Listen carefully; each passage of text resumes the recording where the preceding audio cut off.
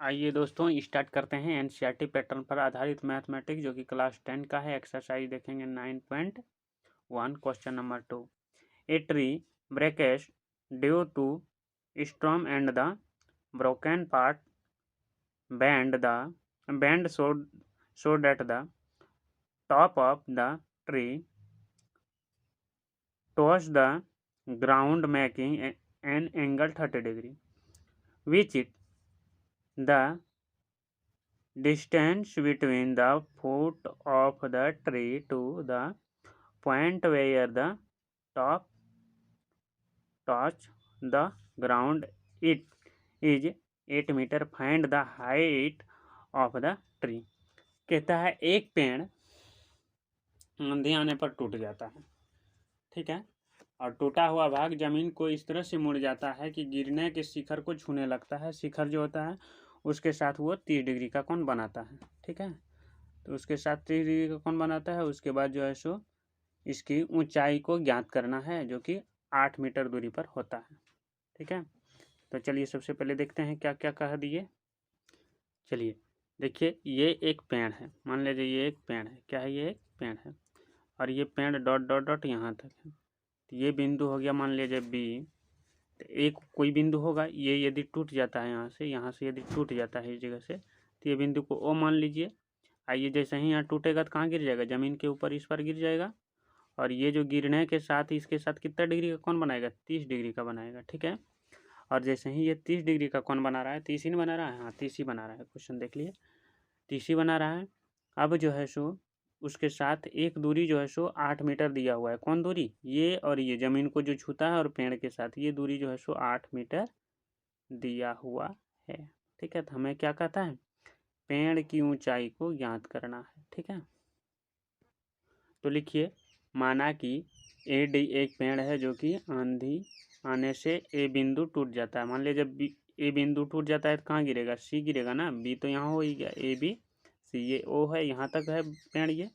तो चलिए सबसे पहले देखते हैं, आप लिखिए इसको। माना कि ए ओ एक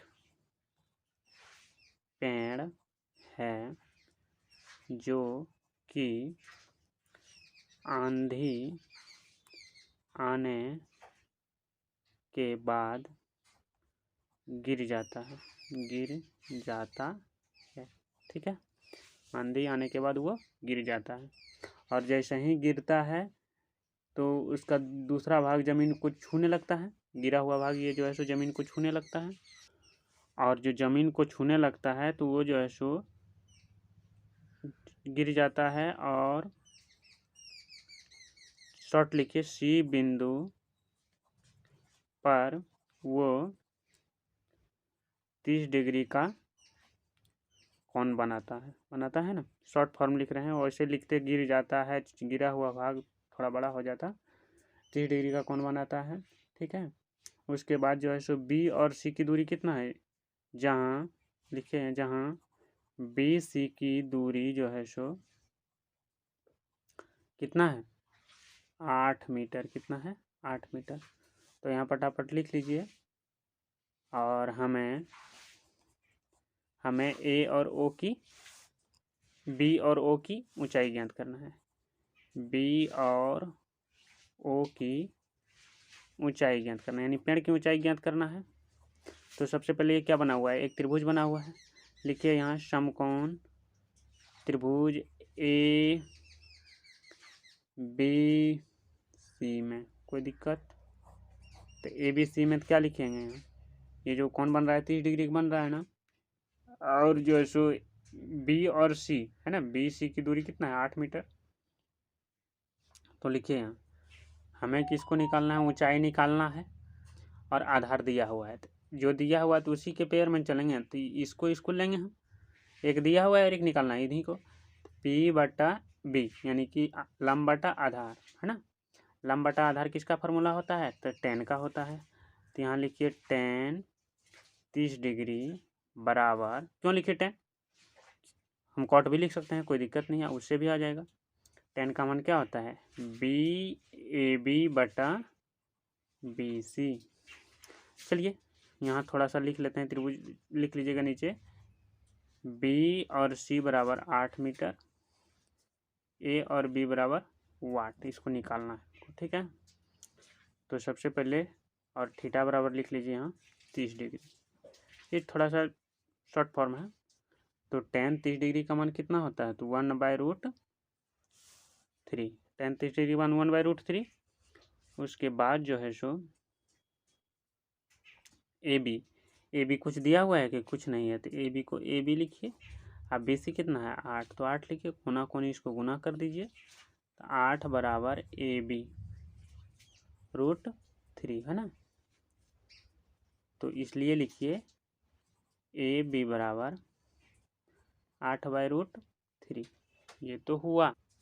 चलिए पुनः लिखेंगे इसको, पुनः sine 30 degree equal to, sine का मान क्या होता है, साइन का मान भी वही हो जाएगा ए बी बटा ए सी, है ना। ए बी बटा ए सी, साइन का मान क्या होता है 1/2 इक्वल टू ए सी का, ए बी का मान कितना है 8/√3 निकला है ना, बटा ए सी का मान कितना है कुछ नहीं, इसको लिखिए सीधा ए सी, ठीक है। तो इस वजह से 1/2 बराबर 8/√3 गुना 1/AC, ठीक है। तो ये क्या हो गया, ये हो गया सीधा 8 दूनी 16, इसलिए लिखिए AC बराबर 8 दूनी 16/√3, 16/√3 मीटर। एक तो ये आया। अब पेज, तो पेज लिए, इनको मानिए समीकरण 2 मान लीजिए इनको, और एक समीकरण इसको मान लीजिए पहला को। हमें ए और ओ की ऊंचाई ज्ञात करनी है, इनकी ऊंचाई ज्ञात करनी है बी और ओ के, इसका। तो एक दूरी यहाँ तक पता हो गया, ये हमको पता नहीं है। तो देखते हैं इसकी ऊंचाई ज्ञात करने के लिए सबसे पहले हमको क्या करना पड़ेगा, इसमें जो है सो ए और डी की ऊंचाई, ए बी और ओ की ऊंचाई ज्ञात करना है। इस वजह से लिखिए इसको दोनों समीकरण को जोड़ने पर, यानी कि समीकरण फर्स्ट, यहाँ लिखिए समीकरण फर्स्ट प्लस समीकरण सेकेंड, ऐसे लिख लीजिए आराम से, सिंपल से। समीकरण फर्स्ट क्या आया है, समीकरण फर्स्ट आया है, समीकरण फर्स्ट आया है जो है सो 8/√3 आया है ना। उसके बाद सेकंड क्या आया है, सेकंड आया 16/√3, यहाँ लिखिए 16/√3। तो ये क्या हो गया, सिंपली इसको कीजिए फटाफट, तो ये हो गया 24/√3। इसको रेशनलाइज करेंगे, परमेयीकरण 9th में किए होंगे, √3 से √3 को, तो इसको लिखिए 24√3/√3, 8 3 जा 24, ये हो गया 8√3 मीटर आंसर, ठीक है। एकदम शॉर्ट फॉर्म में बनाए इनको। अब अगले वीडियो में मिलते हैं। मैं आशा करता हूँ कि आप लोगों को समझ में आ गया होगा, यदि नहीं तो इनका एक वीडियो पहले वाला टोटल देख लेना है, आ ही जाएगा। कोई शॉर्ट फॉर्म में बनाए, बड़ा करेंगे तो थोड़ा सा और टाइम लगेगा।